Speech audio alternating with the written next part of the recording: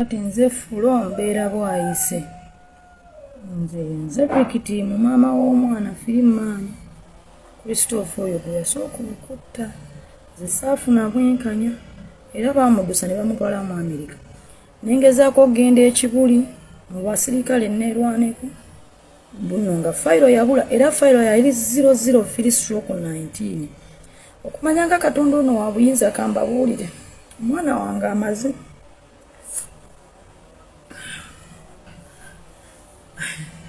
mbadde simanya kyennyinza kwogera naye mpuliramu kale essanyu nti Omutemu bamukutte kubanga emyaka gino gyonna nze mbadde nga mbeera bubi olw'omwana kuba teyalina musango yali muto awamu mwaka gumu n'emyezi 3 naye nattibwa olw'okubanga ndi mwavu saafuna bwenkanya.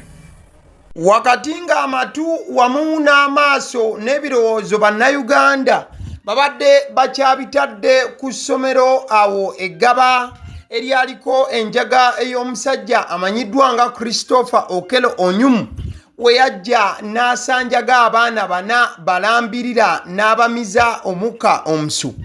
Omukyalo ono gw'olaba ku screen erinnya avuddeyo ne yeeyita oba n'agamba nti ye Flo ono ng'asibuka mu bitundu by'e Bwayise awo agambye nti mubadde mukyalowooza ku ky'okubeera nti abaana bana be battiddwa e Gaba wabula agamba nti ye victim eyasookera ddala olw'ensonga nti omwana we eyali akunukkiriza okuweza obuweza emyaka 2 era ng'alina omwaka gumu n'ekitundu.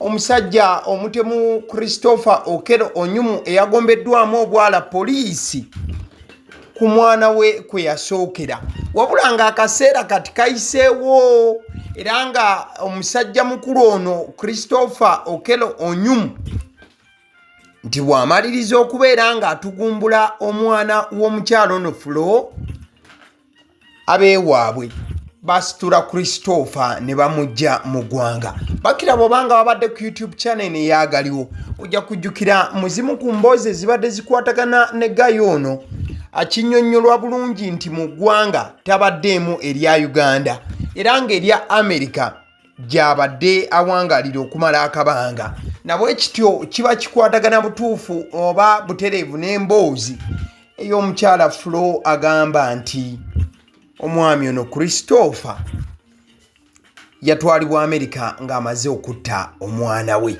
owono Flo. Bakira olunaku olwaleero ng'ennaku z'omwezi 6 Apuli wali e Gaba ku church we wabadde okusaba wabula akaseera kabadde kazibu nnyo. Abazadde entegetege zibafambye emibiri ne gibakutuka okubeera nti bakyalwana okukikkiriza nti abaana baabwe kati zembuyaga ezikunta.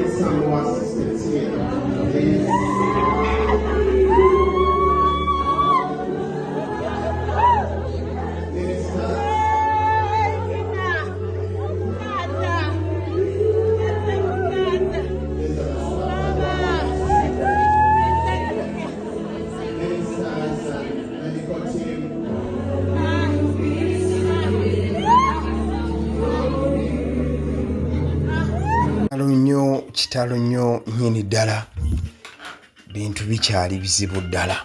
Awo nno gw'olaba ye Honorable Dr. Balaam Barugahari oba Honorable Balaam nga bwe mumanyi minisita akwasaganya ensonga z'abaana n'ebigwa mu kkowe eryo abadde atuuka wali ku Gaba Community Church olunaku olwaleero ng'ennaku z'omwezi 6 Apuli 2026 we wategekeddwa okusabira abaana abato abaatugumbulwa omukulu Christopher Okello Onyumu era ng'ono ye main suspect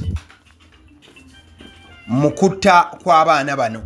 Abaana okuli Keisha Agnerot, Ryan Odeke, Gideon Eteko, Ignatius Seruyange. Security ebadde gulugulu nnyo ate bakira tebakomye kubeera nti bakebera abantu wabula ne mu church mwennyini abasirikale ab'enjawulo babaddewo okwongera okulaga nti nno bayimiridde wamu ne family ez'abazadde bano abafiirwako abaana baabwe. Abantu mu biti ebyenjawulo basobodde okuba nga bajja olunaku olwaleero okwongera okuyimirira ne family zino. Bakira obutambaala tebuva mu ngalo z'abazadde ate era wamu ne ku maaso gaabwe. Buli obwedda bakuba amaaso ku bifaananyi eby'abaana baabwe amazzi gagongera kubayunguka. Ddala embeera ebadde nzibu nnyo, okusaba kuno nga kugenda mu maaso. Bangi nga still tebasobola kukikkiriza ti mu mazima amatuufu baana baabwe, bifaananyi byabwe bye biri awo era ebimuli ebyenjawulo biri mu kuganzikibwa to pay the last respects of these little angels. Their lives were ended by one Christopher Okello Onyumu. Nga ne gye buli eno ekigendererwa ky'omukulu ono kikyatankanibwa. Butya gye yava kibinyonyini ddala. Abakulu ab'enjawulo olunaku olwaleero ndabyeko ku Dr. Serwadda, musumba wa Victory Church mu Ndeeba, nendabako omusumba wa Fanero naye abaddewo kubanga ayimirira wamu n'abakadde wali ku Gaba Community Church. Ndabyeko Minister Baram si yeka n'abakulu ab'enjawulo bangi. In fact ndabyeko n'obubaka obukubagiza olunaku olwaleero Honorable Baram abaddewo ku lwa state oba yabaddewo ku lwa gavumenti era nga yayimiriddewo ne ku lwa president w'eggwanga lino mu kifaananyi ekifaananako bwe kityo. Ndabyeko omukulu omulaba Honorable Balimwezo Nsubuga wamu ne Honorable Ali Kasirye Nganda Mulyannyama, oyo nno ye musumba wa Fanero omukulu Apostle Grace Lubega naye abaddewo olunaku olwaleero okulaba nti bayimirira wamu n'abazadde. Era ebadde nzibu, bamaama bataata twongera okubagumya. Emyoyo gy'abagenzi Mukama agiramuze kisa. Rest in peace Keisha Agnerot, rest in peace Ryan Odeke. Abo nno be bazadde awo maaso we babadde batudde. Rest in peace Ryan Odeke. Ndabyeko Honorable Rebecca Alitwala Kadaga agambye nti may the Lord give the innocent souls eternal rest, comfort the classmates, teachers and the bereaved families. Agamba nti emyoyo gy'abagenzi Mukama agiramuze ekisa wamu n'abazadde n'abaana badde basoma n'abayizi bano Mukama ayongere okubagumya. Nalabyeko omukulu Reverend Archbishop Archbishop Stephen Kazimba Mugalu naye ng'avumirira ebikolwa byonna ebyabaddewo ebyokubeera nti obulamu bw'abaana bano bukomekerezebwa. Obula mukadde ke kamu n'agamba nti omuntu obanga olina obusungu ku bazadde leka ate kubutambuza obuteeke ne ku baana abatalina musango. Peace should be in our hearts. Killing of the kids, can you imagine? These are very innocent. What are you going to get out of that? Even though the parents or the adults annoyed you, they are always transferring anger of their master or mistress to the children. That's not good. So that was a very bad act. We condemn it. And we pray that, Lord, we should respect lives. Isha Agnerot, Ryan Odeke, Gideon Eteku, Ignatius Seruyange. Rest in peace. Mumule binembe abato. Kale, awono nga tusemvudde ebigere ne tuvaawo ko mukwano gwange. Ekifaananyi ky'olaba kya mutujju. Yabadde nno akwatiddwa.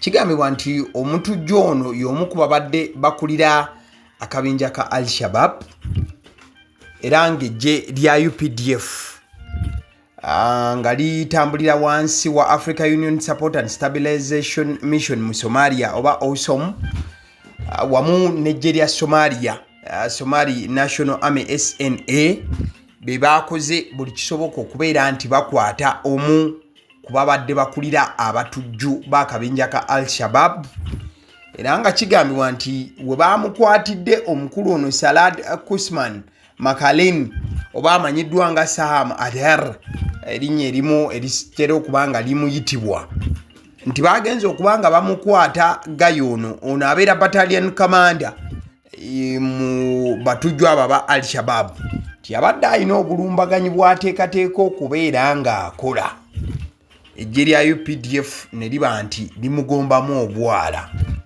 saidi eyo. By the way, we mutabadde oba we sibadde wakati we twabadde nga tuyingira mannange Easter otwabadde tuyingira amazuukira oba Easter amazuukira ga Kristo omukulu mumujjukira bulungi Nsereko owa NUP mumujjukira gayo gwe bavugirako mu wheelbarrow yakola obujogoli bungi nnyo ku NUP awe baali nga babalondamu ku yaliwo okutwala kadi ya NUP ku kifo kyakawempe saidi eyo omukulu ono nno yasazedde eddiiro era nga yanaliziddwa Honorable Michael Mawanda akulira mobilization oba director wa mobilization mu PRU ya General Hosikaine Rugaba gayo no yasazedde eddiiro amanyiddwa nga Michael Mawanda gayo amanyiddwa nga Moses Nsereko nga Honorable Michael Mawanda ye yamwaniriza side eyo. Kale sitemu nga tukyali ku NUP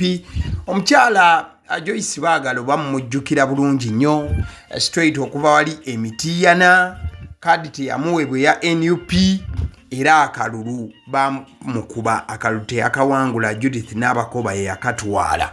So omukyalo ono yasazeewo going back to her roots yazeeyo dda ku NBS TV ojja kujjukira yali nga musomi w'amawulire ku mukutu gwe gumu omukulu gw'olaba kati mugenzi eyaliko speaker wa parliament ya Uganda.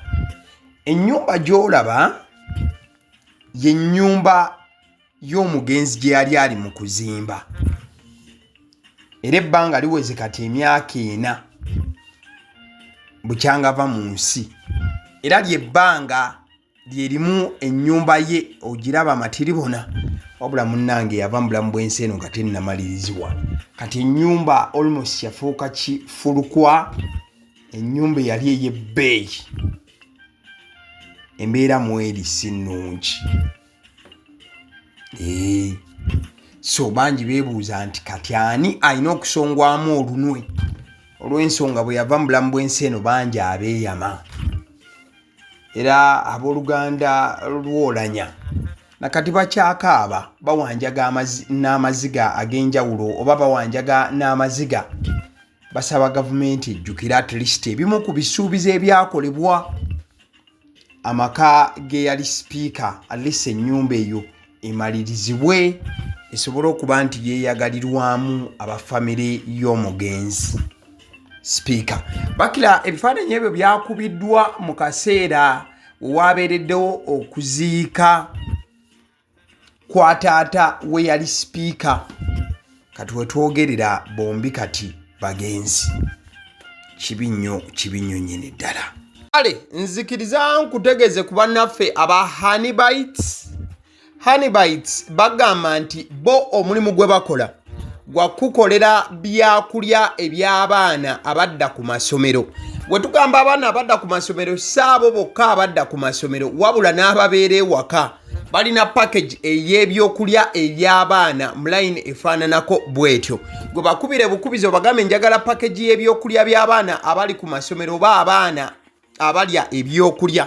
Balina ebyokulya yogera ku daddies, yogera ku binyeebwa, amawogola, yogera ku bagiya, yogera ku cupcakes, yogera ku donuts. Osobola okubafuna ku 0709 787508 ate era mukadde ke kamu bw'oba oyagala ku pizza size yonna era enamba y'emu. Ate era mukadde ke kamu bakola ne cake eza buli mukolo babayita aba honey bites.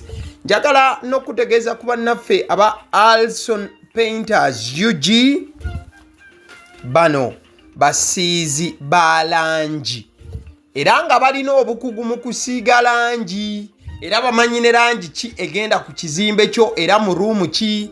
Tebasobola kuddira langi yandigenze mu kisenge ate ne bagisiiga mu ddiiro ey'omu dining ne bagisiiga mu kinaabiro. Nedda, Alson Painters UG omulimu gw'okusiiga langi bagukugukira ddala.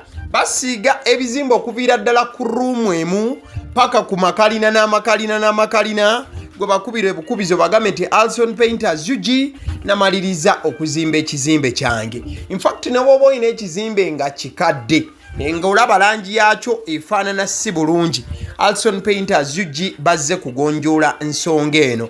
Bakubire ku 0705 193636 be bannaffe aba Alson Painters UG. Aba Sedi Omusunsuzi lyerinnya eryange yenze aba Sedi Omusunsuzi. Yenze atuula emabega w'omuzindaalo buli lunaku era ly'eddoboozi ly'owuliriza ku mukutu guno aba Sedi Omusunsuzi ly'eddoboozi eryo era ng'omukutu kw'oli gwe guno ogwagaliwo. Nagamba nti information yonna gy'olaba ku channel eno tetugattamu kintu kyonna ate tewali kye tutoolamu. Information nga bw'eba eyingiddewo ffe bwe tugikwata ne tugikuwa. Kati gwe omulabi n'osalawo ki eky'okukozesa information eyo. Kati ky'ogenda okukola mukwano gwange bw'oba omaliriza okulaba vidiyo eno, likinga, commentinga ki ky'olowooza, mukadde ke kamu subscribinga bw'oba nga omukutu guno oli mupya.